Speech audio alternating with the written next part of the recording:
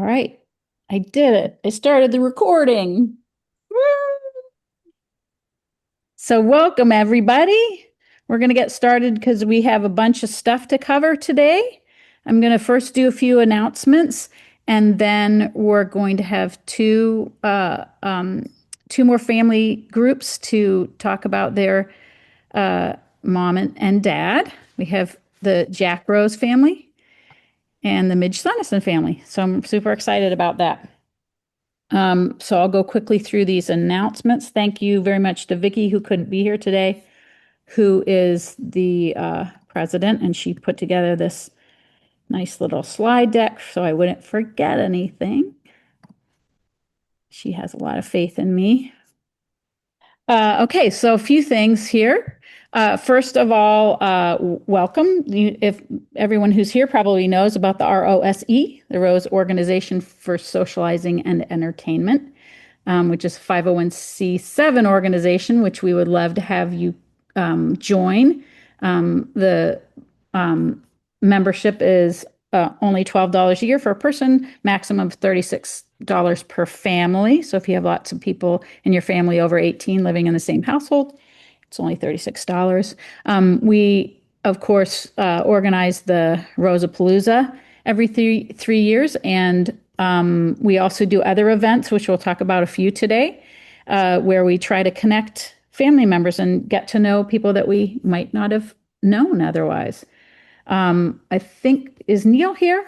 Yes, he is. Okay, great. Because the first thing we're going to talk about is an amazing event that Neil um, organized and spearheaded.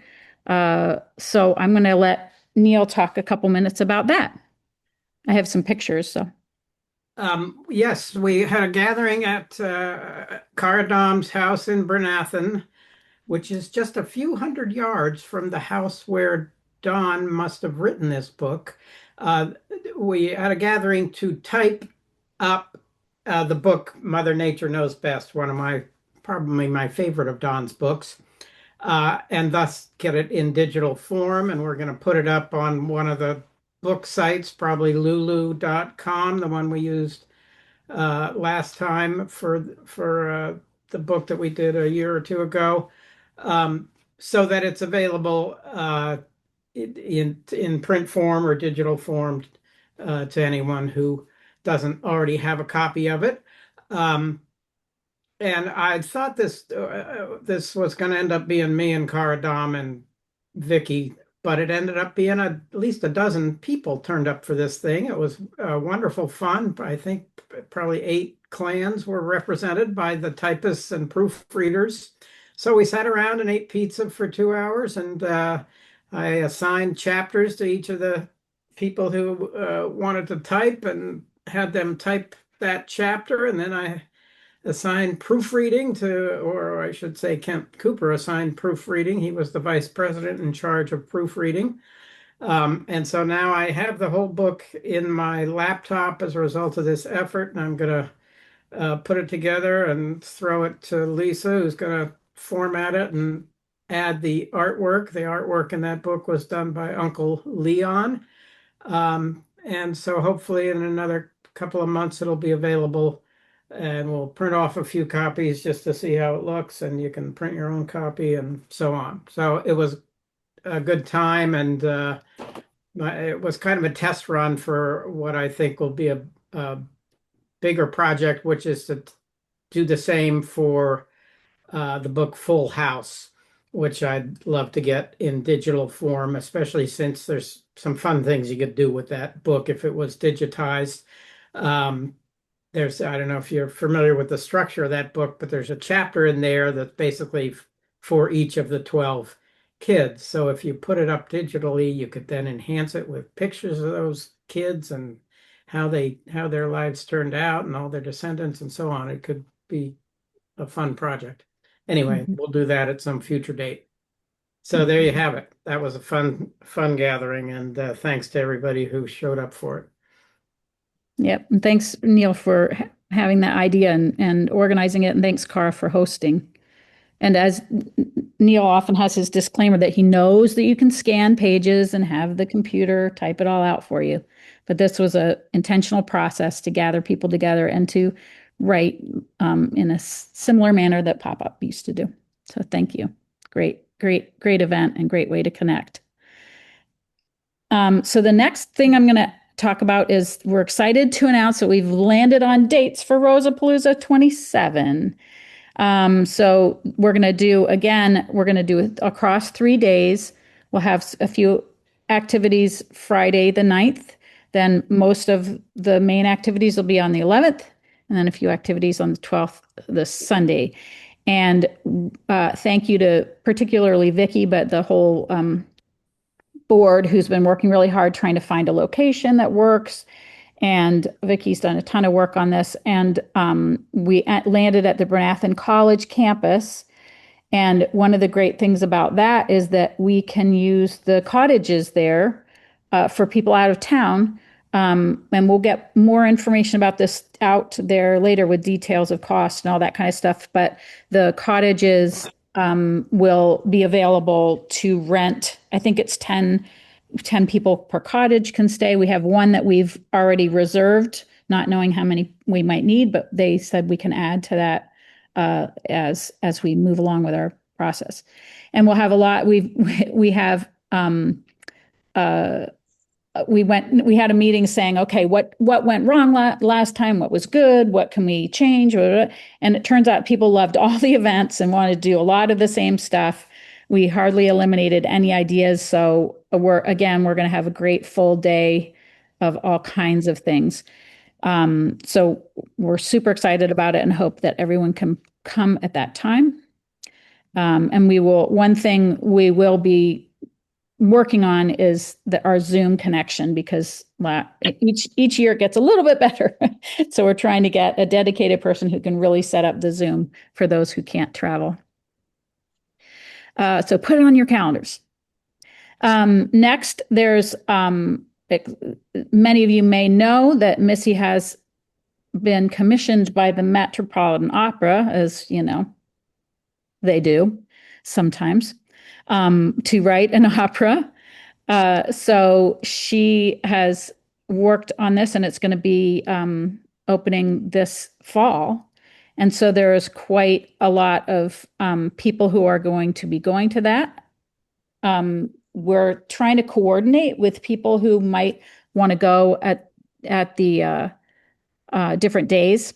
It's October 9th through the November 14th. Well, it's not every day, but you can go to the website and check that out. I'll put that link in the chat. So if you're planning to go, you can email president at rosesocial.org, which is Vicki, and she's coordinating. Last time a group went to Chicago to see one of Missy's operas, and they had lunch and got together and did other activities and things. So hoping to gather people in New York and do the same thing. So if you're interested in that, please send information to Vicki. Okay. Sorry, Karin, did you have a question? Sorry, I missed that you had your hand It up. was I didn't know if it was August or July, but then I saw it on the screen. July, yep. For Rosapalooza? Yeah. Yes, for Rosapalooza. Yep. We always want to do it at the hottest possible time in Bernathen. So that's what we're aiming for there. And the good news is that as far as we know, there's working air conditioning at the college. So that's very exciting. Okay, so today we have two special family groups coming to talk. And the format is they'll have them talk for about 20 minutes approximately. And then we have a couple minutes for quick questions if anyone has anything there. But then the second family will go, and then at the end of both, we'll have time to talk, to tell stories about Uncle Jack and Aunt Midge, or anything that we want to do after that. So usually we try to keep the first part of it into about 12 o'clock, and then we will it'll go a little after that, but and then people can hang out as long as they want and chat. All right, so we're having Uncle Jack first. Okay. So Jack family. I have a little bit of a problem. When you change the format, now the top of my head is cut off. We can see you fine. If This, anyone wants to click on the three buttons on Natalie's picture in the upper right hand corner, you can pin it, and it will be big while she's talking, so everyone can see I'm clearly. just I'm just concerned about whether I can see, like if Mm. I put this picture up, Yep. can you Yep. see the Oh, top Yep. of it? Yep. You can. Okay. Yep. Because Yep. I can't, but that's okay. Yeah. I'm not All sure right. how to Yeah, change I'm that on not your end. sure Sorry. either. Oh, and everybody, it looks like most people do, but if everyone who's not talking can mute, that's great because it cuts out background noise. All right. Well, I am Natalie Cowley, third of four daughters of Jack Rose, who moved to Pittsburgh in the 50s. And I'm going to start with Andrea's memories that she sent to me. She is much like Dad. She's a teacher, and she is a tour guide for Roxborough State Park in Colorado. And so she had a commitment to teach teachers how to talk about do tours, and her topic is feathers today. So um anyway, so she was disappointed, and I kind of feel bad because I agreed to do this and I didn't really check the dates with it. She thought she could, but anyway, being a Rose, we are often we double book ourselves quite often. All right, things I remember about Dad by Andrea Rose Campau. He was in a barbershop quartet with Brother Frank, Larry Sonneson. Can you see that? Can you see the top? Oh, yeah. Yep. And Harry Simmons, and they performed live on radio. Later in Pittsburgh, he formed a barbershop quartet with John Alden, Barry Smith, and they called themselves the Allegheny River Rats. I think the group sang together for many years, mostly at church functions. When we were teenagers, Dad helped us form our own barbershop group. I think there were about six of us: Wellesley, Andrea, Terry Horrigan, Lynn Horrigan, Diane and Miriam Alden, and Bonnie Alden. We were the Allegheny River Mice. Dad helped us Oh, with the song Angry, and they sung that for mhm. Uncle Gil's at Memorial Day Laurel Camp. He wrote special words and choreographed the song. Dad was quite the thespian, as many Roses were. Dad formed a neighborhood wiffle ball game, played 3 nights a week all summer long. Kids came from miles around to play.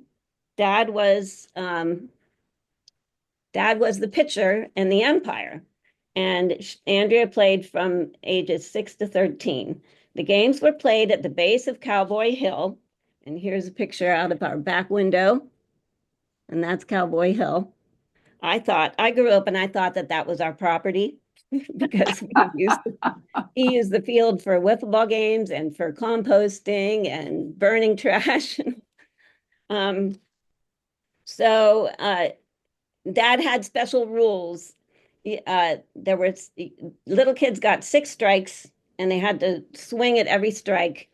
And if you were argumentative, he would kick you out of the game and he would say, "You're out of the game." So, and Andrea put it nicely. She said argumentative, but I remember when kids, as soon as they swore, Dad would kick them out of the game. So, um, uh, okay. So the Wonders and the Bombers were at the end of the season. Those were the teams that played against each other in the World Series. We lived on Ben Hur Street, so we were always the Ben Hur Bombers. And people came from all over and sat in their lawn chairs and watched. Then Uncle Donald moved from England. Oh, by the way, I only have one picture of the wiffle ball. It's actually an effective wiffle ball. I don't know why we didn't take pictures of, you had a camera and no one was there to take a picture of all these millions of games, unless, maybe Solomon has a picture. I don't know. But here's a picture of me with a black eye because I caught a wiffle ball with my eye. So that's the only picture I have, unfortunately, of wiffle ball. Um, So Uncle Don and Dad had a strong friendship. Uncle Don had to agree to pitch wiffle ball games in order for Dad to sell the house to him, and he did. And Dad was very successful um, over the years. But before I show that, I'll show our families got together a lot. And there's Aunt Nolene and Dad. They were rivalries with Scrabble games. And I just remember very fierce Scrabble games. And that went on to my family. That's my son Sam and my daughter Nina. So the Scrabble was a long time event for our family. It's probably the only game we played. But Uncle Donald brought fun things. He discovered the first cassette recorder player. And we had so much fun recording ourselves, me and Greg and my cousins. And we just had an awful lot of fun doing that kind of stuff. So then Dad was successful with PPG Industry, who hired him for computers. He designed a program to teach companies. He created it how to use computers for business. And this was the first. This is how big a computer was. Is that UNIVAC? Yeah, HVAC or something like that.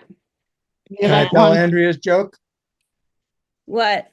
When Yes, please. when Marcus, Andrea's son, was little, she was describing my dad used to work on a computer that was bigger, almost as big as our whole house.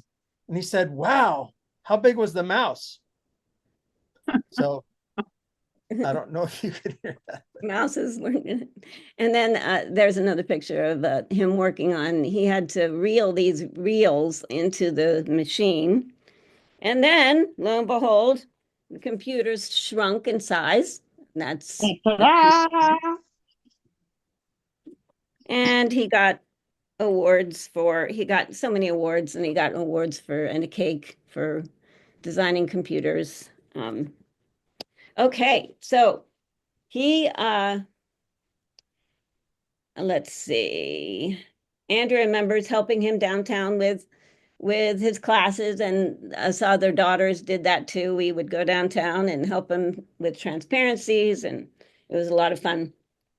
Dad was the treasurer of the Pittsburgh New Church School, and he was a certified accountant and helped people in their church society prepare their tax returns. He and Mom were gardeners at the church, and I don't have pictures of gardeners, but this is a nice picture of our family with all of us daughters. But you see, we were standing in front of this marvelous garden, and it doesn't show really how marvelous it was. I think those were dahlias behind us.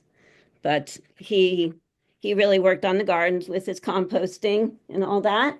Now I'm going to page 2.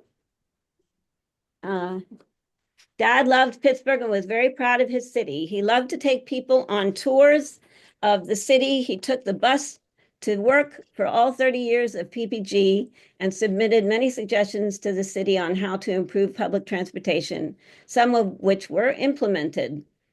Pittsburgh has an annual 5K run called the Great Race. It closes many important roads, and motorists can be caught unawares and not know how to get around to go on the detour. So he and Sylvia would sit out on chairs and give out maps that he designed about the detours. And it took a while for the city to realize that this was an important thing to do. Some violence would happen sometimes. So he would be very proud of the GPS systems. I think he would have just been really excited to see, what's going on, and even in Pittsburgh and how efficient they are with. We built a bridge recently and just slid it over, and tore down the bridge and slid the other one over in about 2.5 weeks. So all kinds of things that Pittsburgh's been doing to reroute a lot of traffic successfully. Dad made ice skating rinks in our backyard every winter, as long as the temperature was 20 degrees or below. He'd put his Air Force jacket on and cap and boots and line up the 2x4s and waited for it to snow. And he would hook the hose up to the laundry and use hot water first and then cold water to make an ice skating rink. And we loved it. And he made sure that we ice skated. When he went to work, he'd come home and always ask, were you on the ice skating rink today? So he made a lot of fun for us. And then he signed Wellesley and Andrea up for ice skating rink lessons and paid for the children at the New Church School to go. His favorite holiday was Halloween, and he made this machine. Is that Sylvia? Yes, Oh, hi, my sister Sylvia. So I remember that machine. mm-hmm. Yep. And so the idea was you would push this lever. In fact, here's Sylvia loved Halloween too. Here's one of Sylvia sitting in front of it. And you push the lever and a candy bar would slide down. And sometimes the kids would get savvy and they would push it over and over and over again. And what he did was he finally wised up and made a hole on another side, and he had this Frankenstein glove. And if they took took an extra candy bar, the glove would come out and scare the kid away. Everyone would scream, and kids came from all over. We had 30, 40 kids waiting to go. I have a bad memory of Halloween. He built computers for us to as our costumes, and I walked around with these 2x4s on my shoulders, and it was just very, very uncomfortable and painful, but it was fun. Okay, so talked about the garden. I'm still on this page though. Whoops, sorry. You're doing great. Okay. Uncle Frank wanted to start a church camp for college kids, and Dad said he had the perfect place, which was Laurel Hill State Park. And so they worked well together and did that. And the only picture I have of Laurel, well, I do have one nice picture of Dad as the treasurer and administrator of Laurel. And I have a picture of him and me. He and I love to sing together. Cute. And when Andrea and Wellesley were teenagers, this is a lovely picture. He taught them how to play bridge and invited kids to play bridge. And he also taught adults. I just remember the living room being filled with card tables and people playing bridge. He tried to teach me. I didn't get it. So then in his retirement years, he resumed his childhood hobby of stamp collecting. He called himself the Stamp Man and stamped his feet when he said it. First, he taught it in the Pittsburgh New Church School. Then he expanded to several private schools in the area. I think the public schools turned him down. He created many stamp albums for the stamp collecting classes he taught. So here is a picture of him sorting stamps. He employed many kids. Our kids, we often had people live with us, and he had people, friends, kids, grandkids, all soak stamps and then take the paper back off the stamp and then put a hinge on it and then sort it on these plates in different categories. And he had shows like at the folk festival and had kids come from all over, and this is a lovely picture of a kid picking up a stamp. And the categories, he made different books, and they could fill out books, and the topics were government, history, people who had their name faces on stamps. What else, Sylvia? Animals, artists, all that kind of stuff. So it was a really, really big part of our life.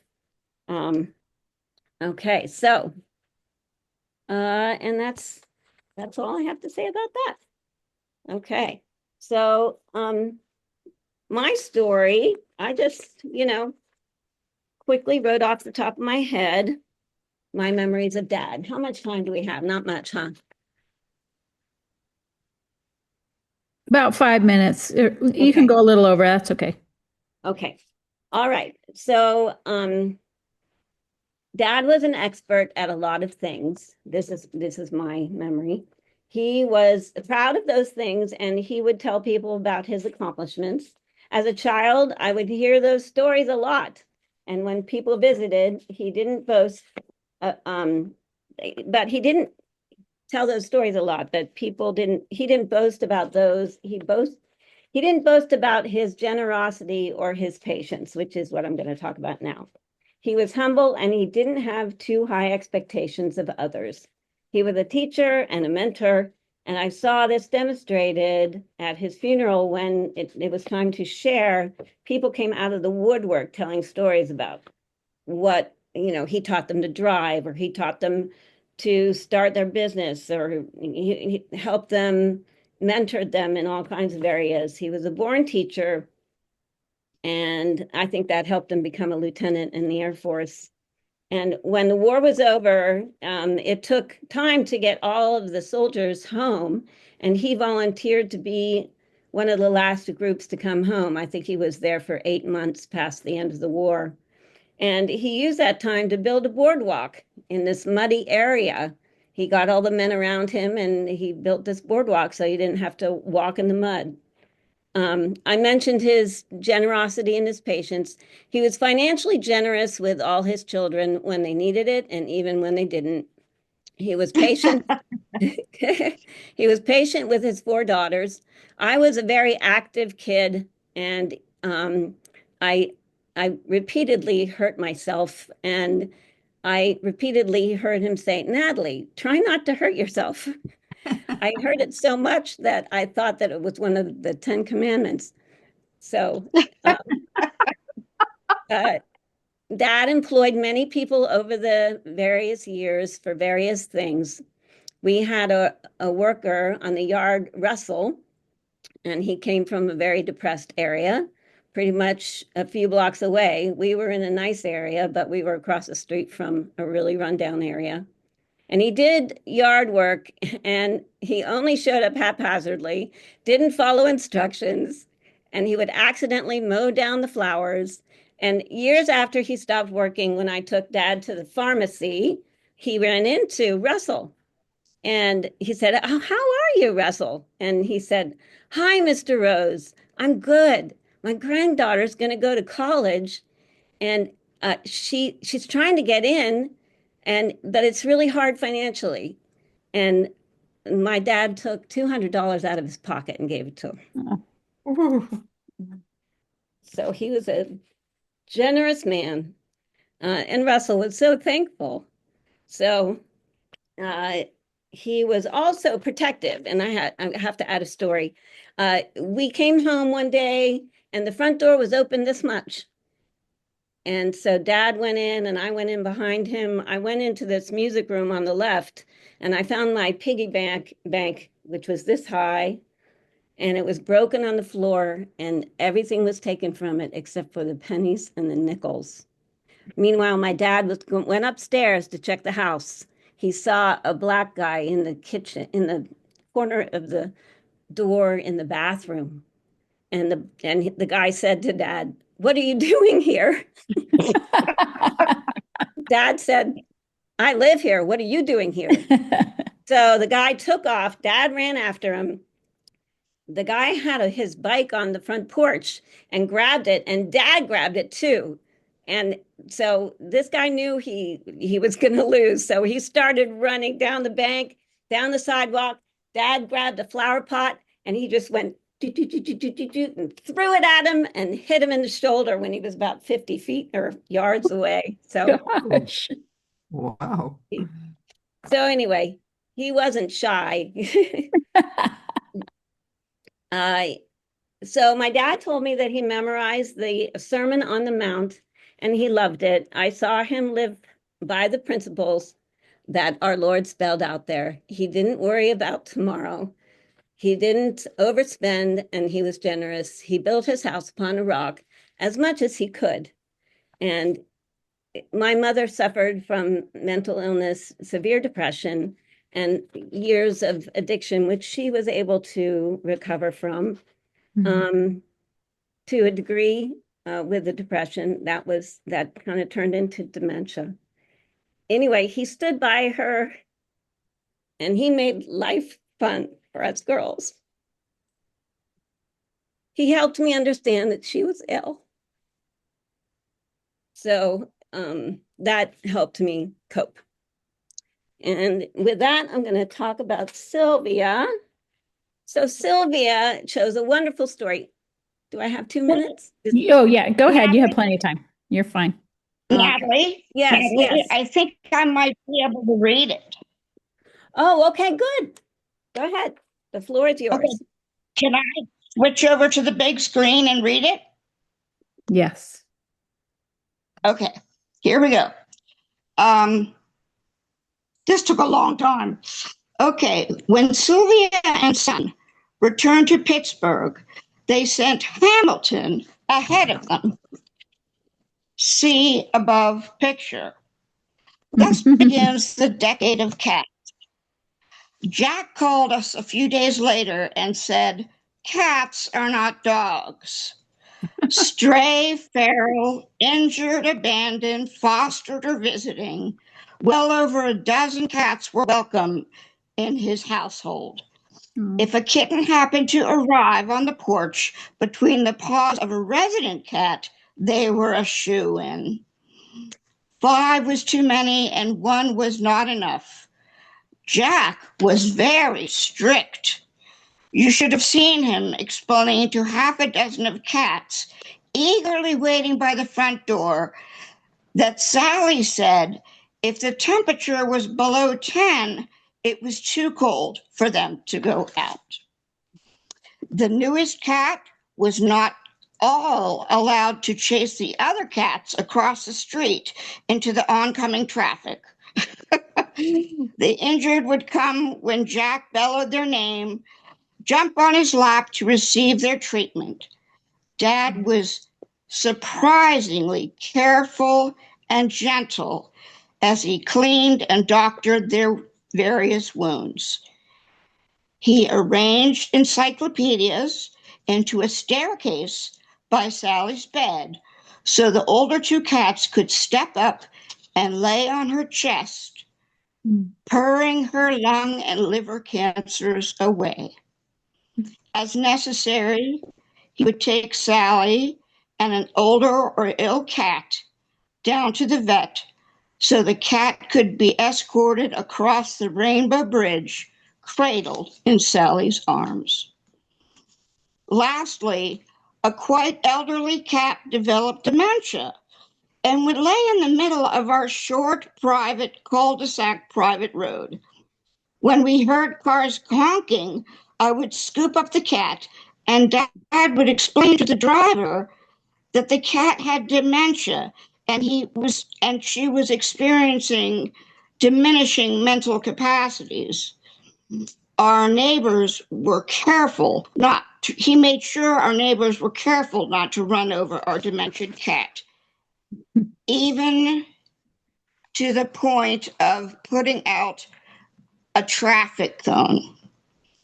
Jack had great relationships with our cats over the decade, and it was a privilege to share those relationships with him. Sylvie Rose Oatman. And that's all we have to say about that. Oh, Amazing. Thank you Thank so you. much. Does anybody else I know lots of Jack's family are here. Does anybody else have anything they want to add or throw in there before we move on? We'll have time at the end for everyone to share memories and stuff, but So should I wait till the end then? This is Michelle. yeah, go ahead and wait. We'll share all of their memories. I just wanted to see if anyone from Jack's family had anything to add. Thank you so much, both of you. That was really Here's a picture of Dad and Midge oh, wedding. that is so cute. Lovely. Wow. Wonderful. Thank you both so much, everybody, for all your effort. Lovely. Okay. Let's, So, I will say that Dad does have a book that he wrote, and we might be able to it's in electronic format somewhere. And once oh, we get it together, we'll try to get it to you. oh, that would be amazing. And it's most of it, I think he's got a whole book about Laurel, right? And Mm, so that's fun because it's about Jack and Don and Frank, and sometimes they'd agree and sometimes they disagree, and they would disagree with each other in circles, and it made Laurel work. So, mm, all right. amazing. And for those of you who don't know, it's still going strong today. Still going on. All right. Thank you so much. Midge family, are you ready to roll? Yes. I'm happy to go. Or do you want to go first, Wendy? Do you care? Yeah, because I have to leave, so I'll go ahead. All right. Okay. And Wendy, we just see the top of your head. I don't have a better way of Oh, okay. doing that. You don't Your have to hair, look your at hair looks great. you Yep. don't have to look at me anyway, Okay. because I'm doing screen share, okay? Okay. Get bigger. Can you see that photo? Oh, Yes. Very Okay. cute. All right. This is a story about my mother. Maybe not the one others would like to tell, or even the one you'd like to hear, but it needs to be told. 100 years ago, Marjorie Irene Rose was born the 8th child and 4th daughter of Don and Marjorie Wells Rose. Oops. Okay. Named by her grandmother, Pauline Starkey. She was put in charge of 4 younger siblings almost as soon as she could walk. Raised in a family she'd later describe as chaotic but loving. Not unlike a litter of puppies, she once said. Her earliest memory was lifting up plates and forks to set the table she was too short to see the top of. The Roses were the envy of the town, a 3-ring circus of nonstop fun and freedom, but Marjorie was the odd one out, too short to fit the descending lineup in the family's publicity photos, too overlooked to feel like she belonged in it. They called her Midget, shortened eventually to Midgie, a nickname she wore uneasily and later shed. One Christmas Eve, neighbors dropped her off at her own front door alone while her family partied after church and simply forgot her. She spent the rest of her life fighting the feeling that she could be forgotten again and fighting to be seen.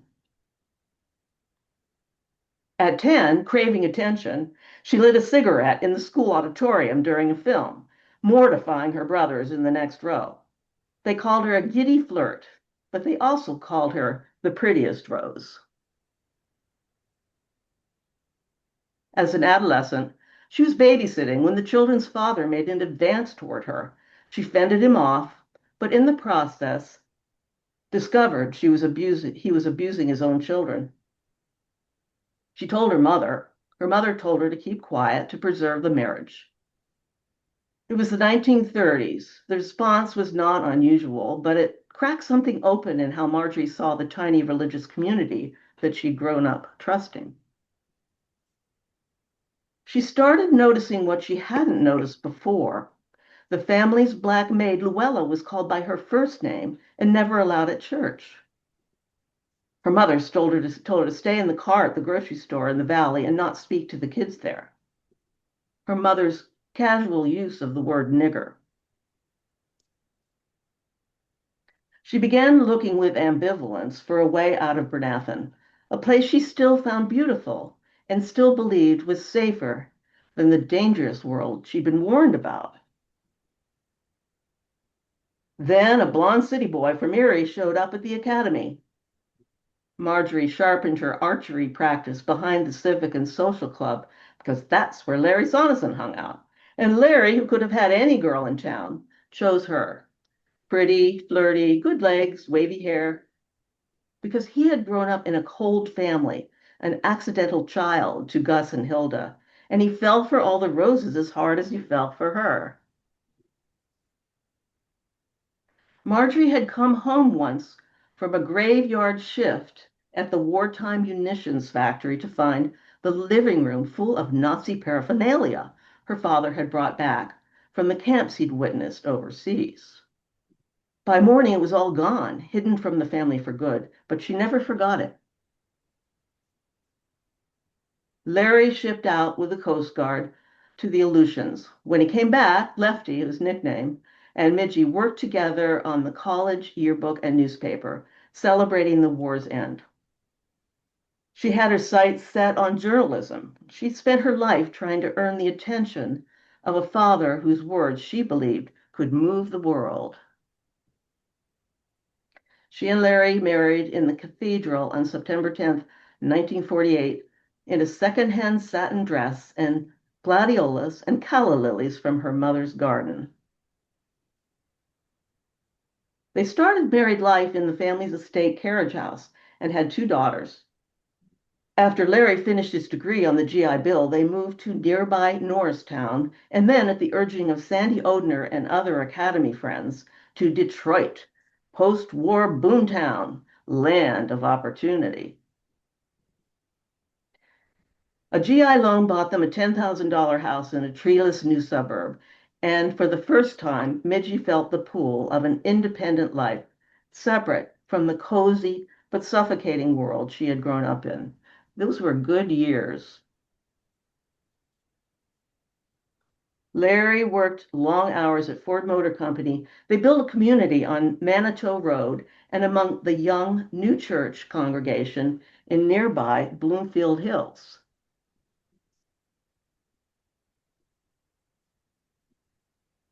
Her sister Donette, the fun aunt, living the bachelorette life, arrived, and the 2 of them used to joke about envying each other's lives, unable yet to imagine having both.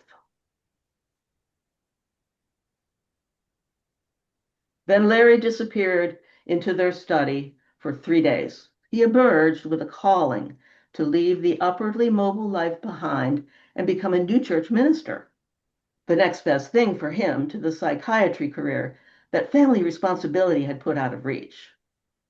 Marjorie said nothing. Inside, she dreaded it. It meant moving back home, surrendering the independence she'd only just found.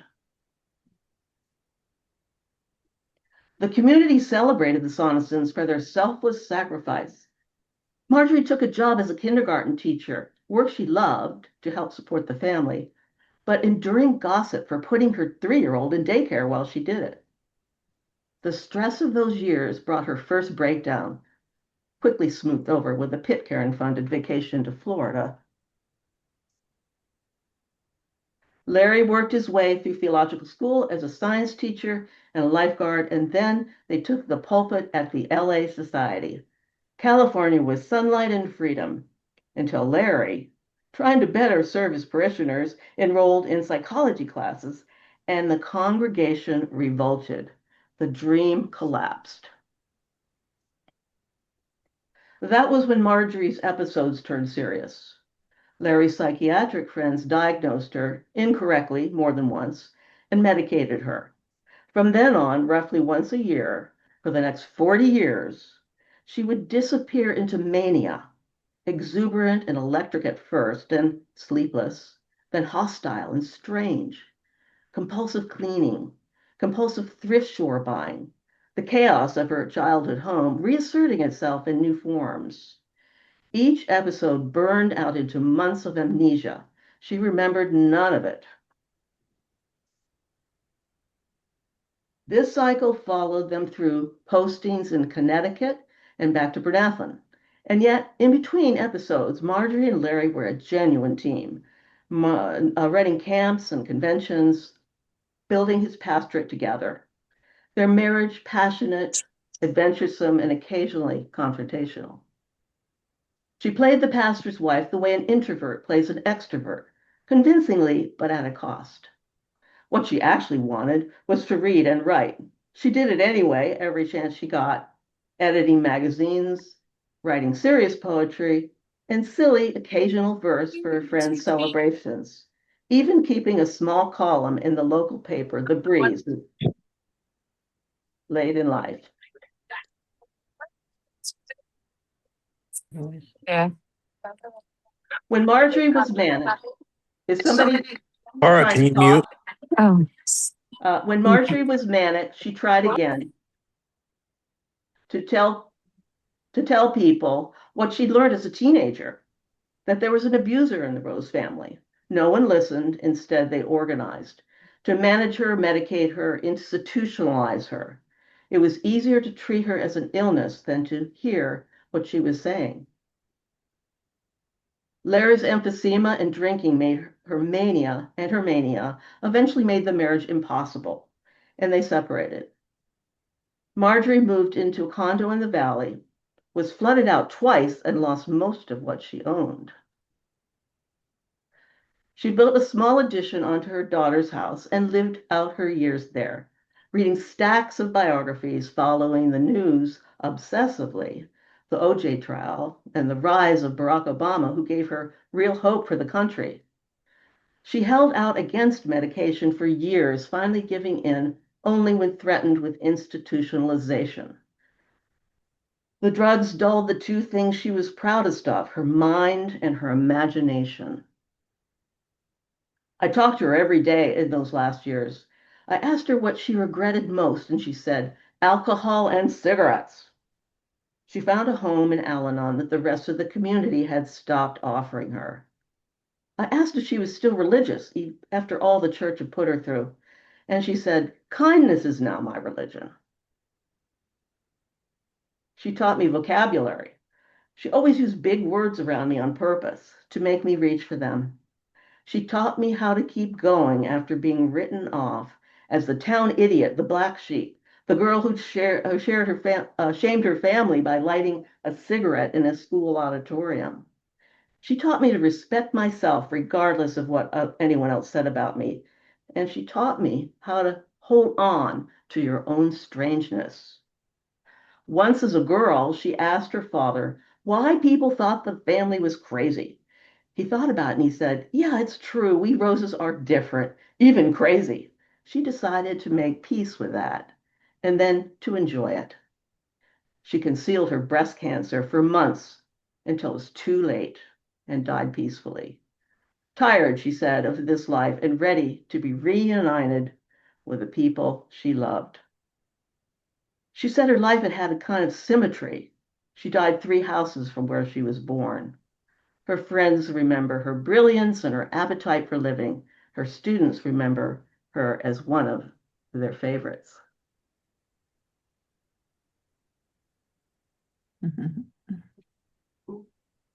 So if you would like to hear her voice, you can go to YouTube and hear her story straight from her.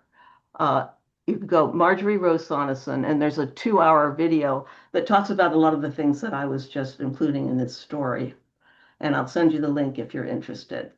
So thank you very much. you can put the link in the chat. Okay, Yeah, if you have it handy. I'll do that. Amazing. Wow. Incredible. I would like to hear that. So Anybody, other owners gonna talk? Yeah, great. I'm talking. So yeah, I concur with some of the things Wendy was talking about. Like she was the shortest rose, and I think that reflected her feeling like she didn't quite measure up. She couldn't have the garden that Aunt Muriel did. She couldn't sew like Aunt Sil. She couldn't sing like Uncle Frank, or she wasn't a teacher like Aunt Sil. But she had her gifts as well, and I've really worked to try to articulate them. Mom had empathy for people in the margins. When she did go back to teaching, she took the kids who would now be called in special ed. There was no such thing and there was no protocol, but she found a way to include those kids and make them feel successful. There was one woman who came to me this year and said, your mom was my first grade teacher, and she could read between the lines and knew that my home was neither happy nor safe. And she said, "Would you like to live with us?" And she did. She lived with our family for a while and she felt seen. As Wendy mentioned, she saw the inequity about Black people and wasn't comfortable with it. One time she was talking about slavery to her class and said that's when Black people work and are not paid. And a little boy who was from a very well-to-do family, and they did have Black servants, didn't come to school the next day, and he didn't come the next day. And finally, on the third day, he came running in and said, "Mrs. Sonneson, I asked my mom, we pay them." Scared that their family had slaves. Mom didn't prescribe to the differences between what was then called Nova Hierosolyma, now we call it the Lord's New Church, and the Convention and the General Church. And she didn't agree that there was an important difference and one was more superior to the others. And so when she and Dad were in California, they worked with the Convention Society there, the same in Boston and New Jersey and New York. And Mom became a companion to Mimi Mitchell and went with her on trips and was a safe person for Mimi, largely because Mom didn't covet Mimi's money. And Mimi knew that, and she felt safe around Mom. Yeah, as Wendy mentioned about politics, they were very important to Mom. And she really cared that she was born on the 4th anniversary of women getting the vote. And she would say, "Lori, you have to vote." And I'd be like, "Oh, I'll try to remember." The great irony being now I'm the one who's obsessively reading the news and I'm counting the days till I can vote, 95. And she lives in a monarchy with absolutely no conflict. The alcohol was a big thing for her. And she tried to couch it in ways that I could understand because I was fairly naive. And it was a big thing to her to not offer alcohol at Dad's funeral. And she impacted me such that I don't think I've ever spent money on alcohol. And when my first son got married, he told me, "I think it's expected that the groom's family pays for the alcohol at the reception." And I said, "I won't do that. I'll pay for food, I'll pay for your honeymoon, but I won't buy the alcohol." Obviously, the Second World War had a huge impact on them, one of which was all the men were gone, and so the women could get jobs.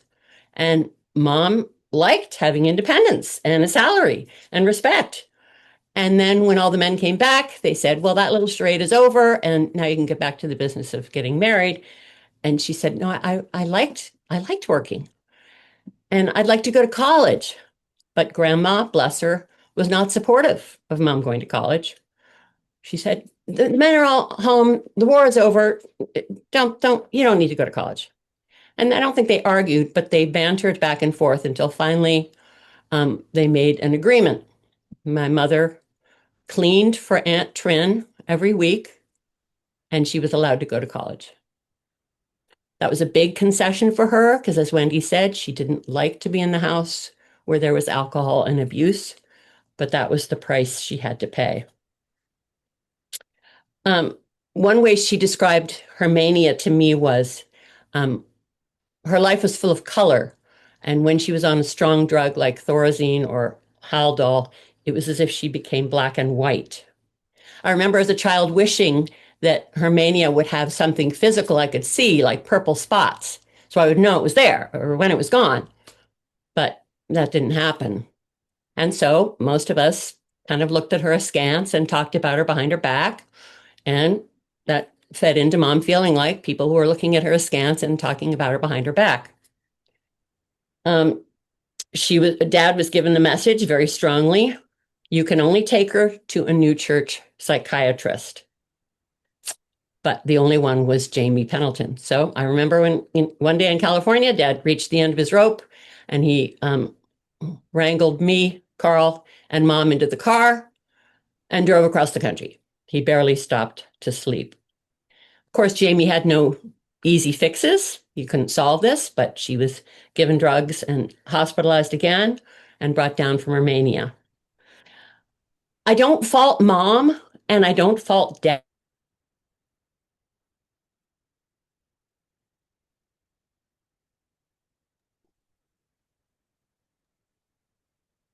Lori, you're muted. Yeah, all of a sudden we can't hear you, Lori. Sorry. Okay. Can you hear Okay, me? you're better now. Yep. Yep. That was because my father didn't have the support he needed, is why he became the first General Church certified marriage and family counselor on his own dime. He did not have the support of his boss. I noticed that 50 years ago, the condition that would get you a lot of sympathy was if you got your appendix out. Oh, let me bring you a casserole. I'm so sorry. And then 30 years ago, it was, oh my goodness, you had a triple blood transfusion and a triple bypass. Oh my goodness, let me bring you a meal. These days, I think it's having a hip replacement. People are very quick to bring you flowers and support you. But nowhere in that continuum is there a place for mental illness because we don't know what to do with it. And there are no surgeries that can bring resolution. I read her journal from the happiest time in her life, which was when she was falling in love and going to college and her mind was on fire. And I also read her journal from when her marriage was falling apart and she was feeling betrayed and like she had to hide from us. There was a year when we didn't know where she lived, and that seemed like an unbelievable cost to me. But she had literally seen people die for freedom. Boys she knew did not come back. And for her to protect her own sense of freedom, which meant not taking harsh drugs and not drinking, meant sacrificing a relationship with her family. And I can get that. And I don't think she was wrong. I think the Lord goes to exorbitant lengths to protect our freedom. And I think he's onto something. People who do not feel free are not free to love or to care. So I'll just read a few short things that she wrote. What a wealth of a world is waiting to be discovered. We need neither telescope nor microscope for our search.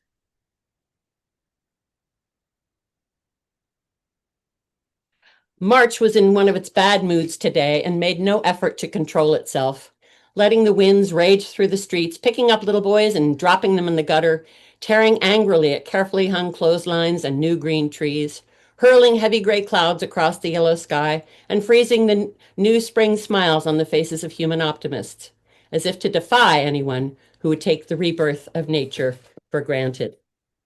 On their 25th, she had said in this journal that the only things worth reading were Revelation and Shakespeare. She loved Shakespeare.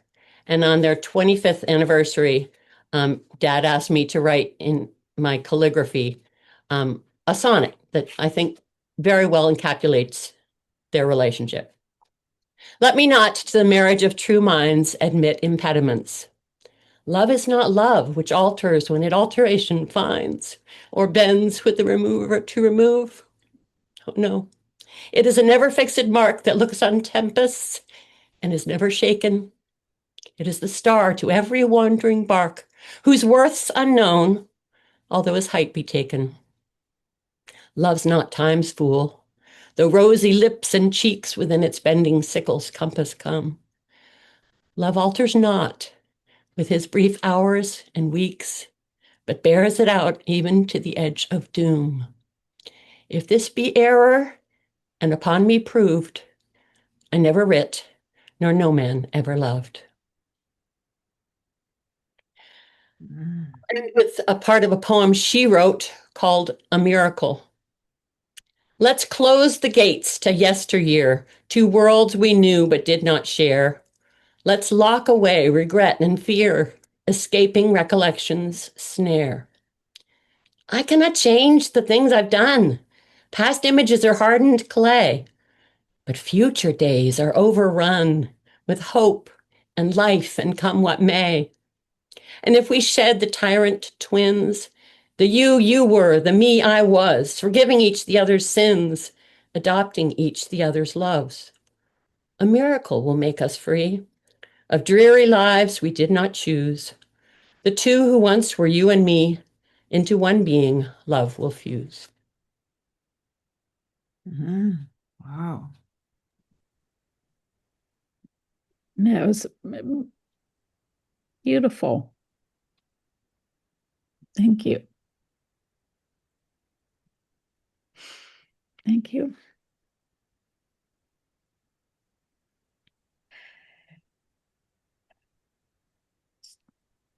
If I may, I'll just say one more thing. Yep. I kind of wanted a visitation or a near-death experience. She did visit Aunt Sil when Aunt Sil was dying, and I'm like, really? You couldn't come down the road? But she gave me something very precious instead, and that was a couple nights before she died. I heard her over the um, child monitor that she was talking in her sleep, and I ran down and just sleepily wrote what she was saying. And here's just a few of them. Wow, amazing, great. I can't believe it. You did that? I love you. Amazing. Did you know where am I? I don't believe it. You have a lot of nice relatives. Was that us, really? Maybe it was mine. We communicate pretty well. What are we celebrating? Dear, dear, we had chocolate cake. Do you think God will wake them up? How am I doing? I'm doing a lot of sleeping. I have everything. Wow. Wow. Wow. Thank you. Thank you so much, owners, for sharing all that. Incredible.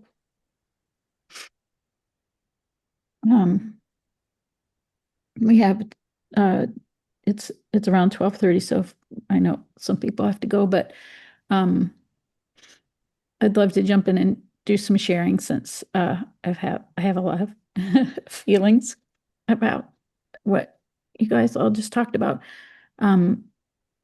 My memories of Aunt Midge are so full of wonder and joy. Like what I remember of her is that magical energy of imagination that she had. And it's interesting, looking back and knowing about her struggles and ups and downs and wondering where she was in these cycles when I was experiencing her, and just having her view from my perspective of the world just being full of wonder, and everywhere we looked and was something interesting and fun. And I think there's a lot of women from that time period that suffered that kind of crushing of the spirit. I know my mom had a little bit of that, and that she didn't like to talk about, but she found ways to express herself through her teaching and through her sharing of creativity and stuff that I really remember.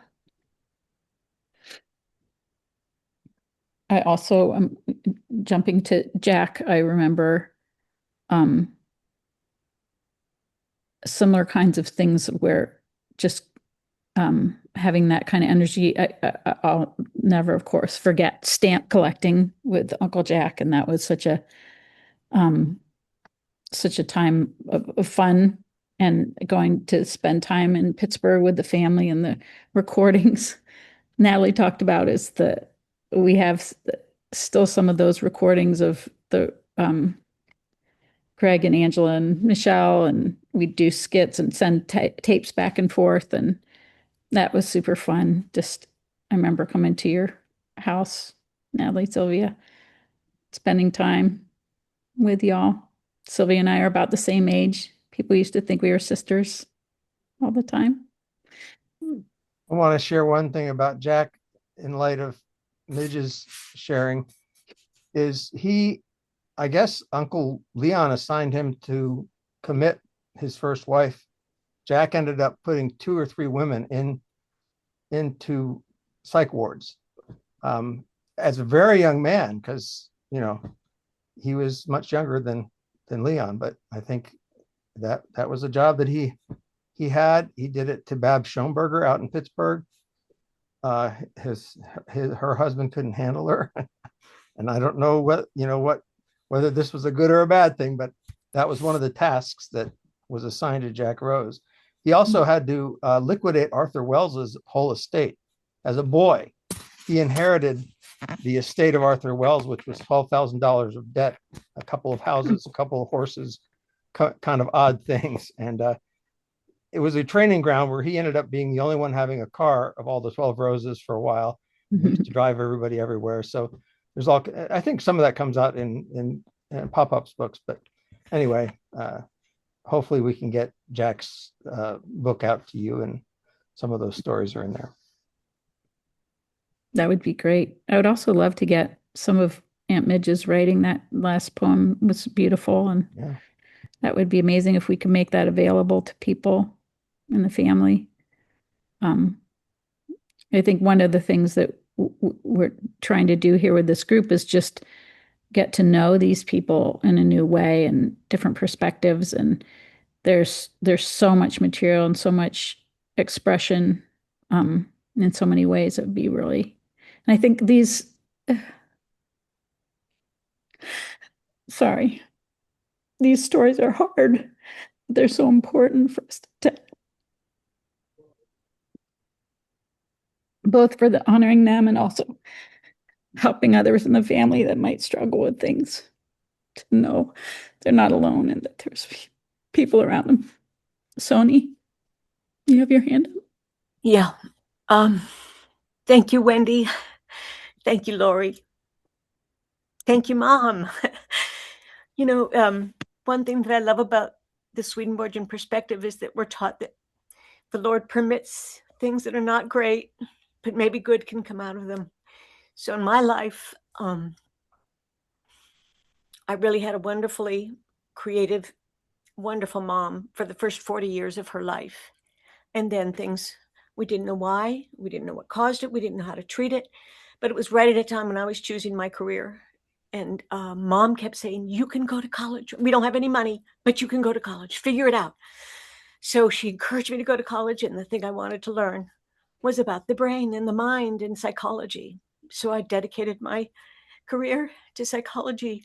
I never got all the answers I needed about Mom, but it certainly kept me wondering and being willing to say things out loud like bipolar, manic depression. We were allowed to say those things. We were allowed to talk about sexual abuse in my generation. And she's kind of like cracked the ice, and me and others went forward and tried to teach people about these uncomfortable subjects. And then to try to figure out, okay, how can we have compassion for people who suffer, like Uncle Jack's wife, like my mom, like many others. So I also believe there's an afterlife. I do believe that some of these difficulties will melt away and we'll get to know the real person. So I'm looking forward to that when I die and to get to know my mom in a new way. Thank you. Thank you. Amazing. We have Aunt Louise. I just have a memory about Jack I wanted to share, and that is at Laurel. Jack and I disagreed on almost everything. He thought he didn't like the emphasis on the sharing your affections and things like that. So I made him very nervous. And anyway, I do remember one Laurel when all of us, most of the people had left, and Frank and I were the last people there except Jack. So Jack was in the kitchen mopping the kitchen floor, and I went in to apologize to him for ways that I had made him uncomfortable. And so as I went in, he started out in the periphery of the room, mopping. And I would say something, and then there would be a silence, and then he would say something, and I really felt like we got closer and closer because it wasn't an argument. It was just each of us saying how we felt about this. And so slowly, this space in the middle that hadn't been mopped yet got smaller and smaller until there we were, right face to face, just about a foot away from each other. And it was so symbolic. I just loved it. And then I looked around and thought, oh dear, I'm going to have to walk on this nice cleanly mopped floor to get out of here. But anyway, I just thought it was so symbolic that we ended up in this little circle in the middle of the kitchen. That's very sweet. Sorry if I'm missing anybody's hand up. Michelle, if you're still here, I think you wanted to share a memory about Uncle Jack. You guys lived Yes. close to each other. Uncle Jack was the uncle I grew up with in town. And my cousins, Natalie, Sylvia, Andrea, Wellesley. Um, just there's so much to talk about, but I just wanted to share one memory that Uncle Jack brought a computer to our house and taught us how to use it. And he said the most outrageous thing. He said, "Someday there will be a computer in everybody's home." Mhm. And I did not believe him. Um, but I also want to share that Chris Clark helped me with a document that Uncle Jack sent me, and we were sending back and forth to each other in the last year of his life. His It was about this amazing experience he had as a navigator in World War II, but I couldn't fully understand it, and I wanted to rewrite it in a way that everyone could understand it. So we kept writing it back and forth.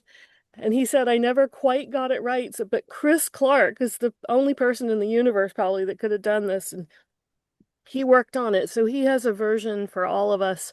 And I don't know how to share it with everyone, but somehow we'd like to get it to everyone who's interested. Dad navigated by the stars, and we went to a museum in Wichita. Our oldest daughter lives in Wichita, Kansas, and there's a museum of B-29s. So I got to go sit in a cockpit of a B-29, and there's something called a sextet or something above. It's a dome, and that's what they did. They navigated by the stars. He was a navigator, and it's really cool. I think that article is like finding true north and setting your longitude or something. It's very, it was above my head too. I never got.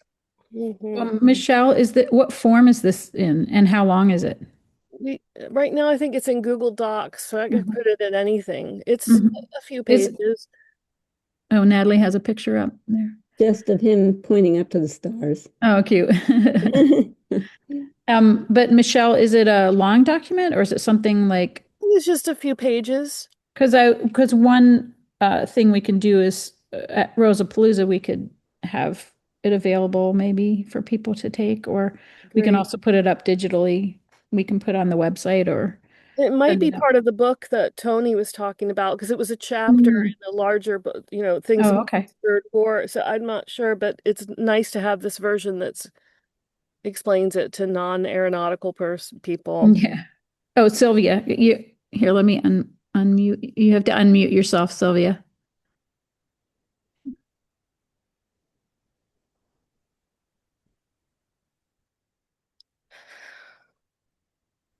It's should be in the lower, if you're on, you're on a phone.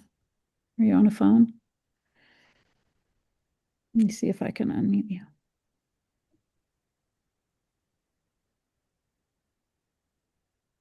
you.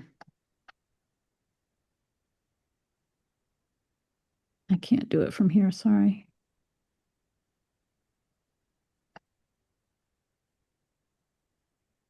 Well, see if Sylvia can get herself unmuted if somebody else has another thing to share. Oh, just following up with the book and thing, we do have resources, the R.O.S.E. One of the things we're trying to do is make some resources available to people if they have a project that's related to family history or those kinds of things. So if there's some kind of, I mean, we don't have lots of money, but we can maybe help get some of the something put together if that's a goal. Yeah. Oh, it looks like Sony has her hand up. Couple of connections between my family and the Jack family. Jack helped my brother Carl get his first computer job, and that set him off in a whole different direction for the next 40 years. He was a computer guy. And so that was a big deal. Another is that my dad was often in one of these barbershop quartets. Not always, but when he could, he would sing with those guys, and that was great fun for him. So I don't know if he continued singing, but it's interesting. When I was about 15, I did not understand barbershop. I understood Simon and Garfunkel.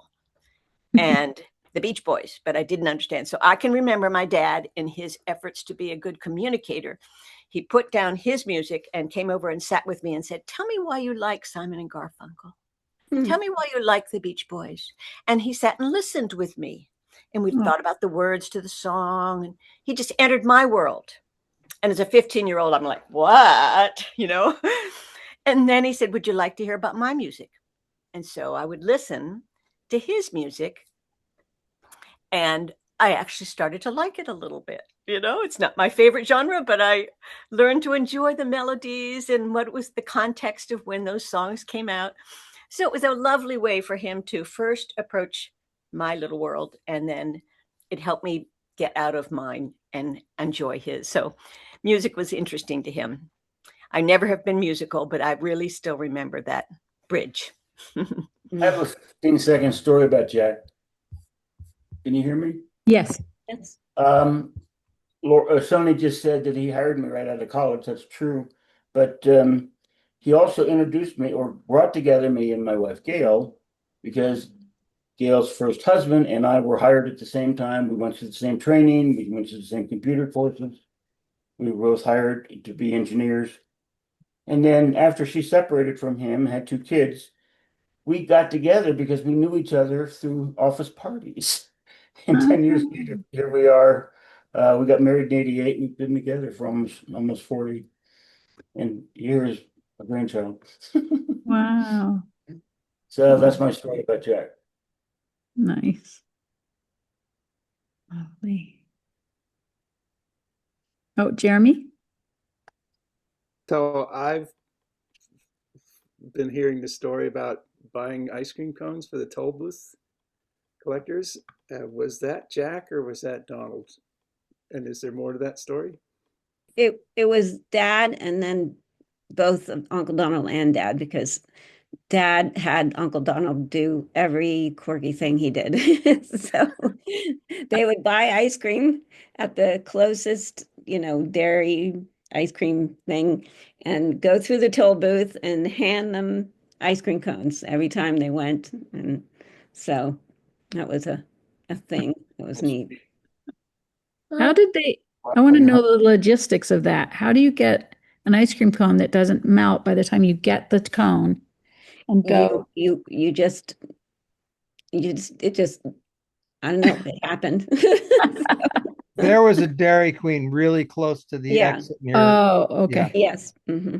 Okay. So it was strategic. Yeah. Okay. Great. Anybody else have any thoughts? If don't want to put any of the grandchildren on the spot, but if any of the grandchildren have any memories of grandma. Did I unmute? You did. Yeah. Yay, Sylvia. Okay. Go ahead, I Sylvia. have a couple things. One was, yes, there was a Dairy Queen right next to the toll booth. Okay. And the toll booth collectors were surprisingly grateful. And then about this, the perfect point, the perfect map, the perfect star, had to do with when you were a navigator and you had all these maps, and then all of a sudden you were exactly over the point in the map that you were looking at. And Dad called it the perfect something. And then lastly, Michelle, I don't know if you remember, but one time Michelle visited us when Dad was in his peak of stamp collecting, and one whole wall of his bedroom was covered with boxes of stamps, each with their label. And Dad got in cahoots with her husband at the time, and he labeled a stamp box homeopathy, and he put it way at the bottom. And Michelle was looking at everything and looking at it, and then she said, "Oh, what's that? Homeopathy." So they moved all the boxes, and they brought the box over to Michelle, acting as if it was so heavy, and it had one stamp in it about homeopathy. Yes, we still laugh about that, Sylvia. That's good. That's good. That's a very good. That's a very good prank. Was it a stamp of homeopathy or? Yes. And I have one stamp of Swedenborg too. I just don't know how to give it to. So anyway, Oh, Sylvia, thank you. Because speaking of stamps, my daughter Nina at Pop-Up's funeral, she arranged all the pictures and she designed a stamp for the stamp man. yep. Yes. You Yes. see it says 95. That was his year. He was 95 years old. Wow. Wow. That's great. And I'm going to add one more thing about Midge. I also have bipolar with other things, and she once or twice would talk to me in public and ask me if I was on lithium and to be very careful and be careful if I went into the hospital. But she was very empathetic, and as I got through my life, I realized that yes, this is a genetic thing, and I just need what I needed to do to be healthy, and so did she. Oh, that's nice. I didn't know about that. That's it. I'm going to go watch TV. Thanks for joining us. Thank you, Yes, guys. I'm glad you got in, Sil. Yeah. Yeah, me too. Thank you, Natalie. Okay, bye-bye. Bye. I'd like to share something about her treatment. Just very quickly, at one point when she was talking about not wanting to have drugs, she said that her way of dealing with this was the 12 steps, that she went to Al-Anon a lot and talked about that a lot with me, gave me a bunch of her books about it. But I think her mental state was exacerbated by the childhood trauma that literally could drive anyone insane, especially when you couldn't talk about the thing. She could talk about alcohol without directly saying that it wasn't just the alcohol, but the behavior associated with the alcohol that she saw in her brother-in-law. But at one point, I realized her wanting to treat this with 12 steps connects for me with the second step, that we came to believe that a power higher than ourselves could restore us to sanity. And, I think that actually worked for her. So I'm grateful for her continuing to work on her own mental health, even when some of us around her were thinking that's not the best way to do it. But I think maybe it was. Wow, thank you. Zach, I see you have your hand up. Yes, hello. Hi. I don't know if grandchildren are invited to speak at this, but Absolutely. good. I want to share two very brief things. One, just listening to some of these stories about my grandmother Midge, reminded me one of my strongest childhood memories of her is actually she would invite me into her apartment to watch TV. We didn't have a TV, we didn't have TV in our house, but I could go into her apartment and watch TV, and that was a very special thing. And that was actually where I was first introduced to Avatar: The Last Airbender. For those of you who know how important that is to me, my childhood memories are actually of sitting at the foot of her bed watching that show, and it's very much transformed my life. I also just a month or two ago, I was assigned to review this ancient word conference. It was a series of papers that were presented back in 1975, bunch of New Church ministers got together, and some non-ministers got together and shared their thoughts. After working on this for a couple days, I flipped open the front cover and happened to notice, oh, the editor of this booklet happened to be Marjorie Soneson. So hearing just the stories of how she wanted to go to college and wanted to keep working and make a difference, it was just a nice little I don't know, backstory to having this Easter egg of like, oh wait, the work that she did is still popping up and making a difference, because she did a great job, and it was wonderful to have access to all that information so wonderfully presented. Anyway, thank you all. That's great. Thanks, Zach. And for Rosapalooza, you could do an affinity group about Avatar: The Last Airbender, because it's one of my all-time favorite shows, and I think it's so important and everyone should watch it. That's so a great call. Thank you, Lisa. Okay, Mercy. I just wanted to add to Zach's thing. I don't want to say anything that you didn't want to, Zach, but I just remember like you were so excited about like Pokemon. You could talk for hours. I think you could have set some world record, and there was just like she was the one that just always had time to, and she just wanted to hear you. So I just remember you'd go in there and you were so little and you'd sit in that big chair. She would let you have the big chair, and you would talk, and she would never stop you. You would just talk and talk and talk and talk about whatever was interesting to you. So thank you, cute. Mercy. That makes me think that her, when we have experiences like feeling ignored, how she turned that into empathy instead of hostility towards others or resentment towards others. So that's amazing. I just want to share something about Larry. I don't know how many of you got to go to Maple 76 my junior year. Yes.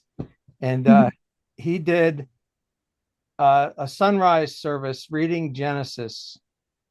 And it was like the Lord was taking command from Larry Soneson because of the sunset and the sunrise and everything he said. And it was so. And he separated the light from the darkness, and boom! I've never had an experience like that since. It was amazing. So Uncle Larry pulled off Genesis, and the Lord must have been working with him. So. I have various pictures. Is that Larry in that on the? Can it? Looks like Larry to me, yeah. Okay. Yes. So he did do some singing. There's with that Larry hat on. Frank. Yeah. I guess that's it's Shakespeare. And it was Hillary, not, you said Hankers Simmons. Just wrong name came out. Lovely. Well, it's 1:00. I don't want to cut anyone off, but I'm aware that we've been going strong for a while. And I'm hoping again that all of you are able to participate in next July, because hopefully these kinds of conversations can continue. Next July, meaning the Rosapalooza. Okay. But we also, of course, have these gatherings every month. We'll have another one next month, and I don't know who's scheduled to talk. Sometimes it changes a little bit because of people's schedules. So for those of you who don't realize, we have a gathering every month where right now we're in the middle of this cycle of talking about the 12 and then, but we also have done things about gardening and about writing and all these different kinds of things. And I can speak for myself, but I think other people have experienced the joy of getting to know cousins that I never wouldn't have gotten to know. So. And these are the millions of pictures that I didn't show you. Oh my goodness, look at that. so amazing. Something about turning the leaves. Thank you all so much for joining us. So much, and thank Lisa. you to the Midge so and Jack wonderful families. To see you. Great to see you. And thanks again to Vicki for getting all those slides together. Sonia, you're such a great teacher. Thank you for sharing. believe Or if, the you, if, Midges is the if same. anyone wants to join the planning for Rosapalooza, we would love to have you. I just forgot to announce that there's a meeting coming up on the 15th of this month of August. Sorry, let me check real quick, make sure it's the right date. And hello to all you little Odiner Yeah. cousins. I'm your double Yeah, cousin. nice I'm to a meet Kelly you. Odiner. So We didn't get our grandkids. We have 8 grandkids. We didn't get our grandkids on this, but Okay, sorry. Yeah, August 15th at 11:30 a.m. Eastern. We'll the same link. We're calling it the Bouquet of Imagineers who are planning the event. We're looking for volunteers for little things and big things, so we can't do it without volunteers. So we'd love to have anybody who's willing to help plan and or execute next year's Rosapalooza. We'd like to have you there. So thank you all. Thank Thanks you, for everyone. organizing and thanks for presenting. Love you. Bye. It's very moving, very moving. Yes, yes. thank you Thank so you. much.